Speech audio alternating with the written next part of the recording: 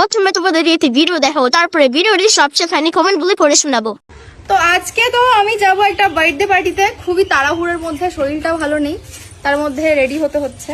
তাই হোক, রেডি তো হয়ে গেছি, এখন প্রচন্ড গরম পড়ে গেছে। তো এখন কাকিমা আমায় এই ওড়নাটা আমাকে প্রমোশনে পাঠিয়েছিল একটা ব্র্যান্ড থেকে অনেকদিন আগে। তো ওটা দিয়ে কাকিমা এরকম করে বেঁধে দেয় না, আমি এটা পারছি না, অনেকক্ষণ ধরে ট্রাই করছি, পুরো যেন কাভার হয়।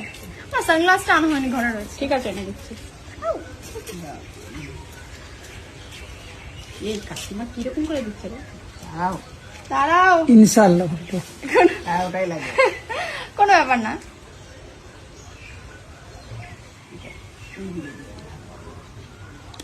বাবা ও চোখে মধ্যে ঢুকে গেল, এটা একটু হ্যাঁ হ্যাঁ, একটু ভালো দিতে হবে, নাহলে হবে না।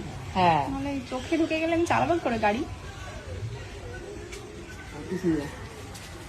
আমি হলে যা চালা হয়। ঠিক আছে গাইস, হ্যাঁ, এইভাবেই যাই। দর্শক ঠিক আছে, দর্শক একদম। আও সানগ্লাস কোথায় এবার বল?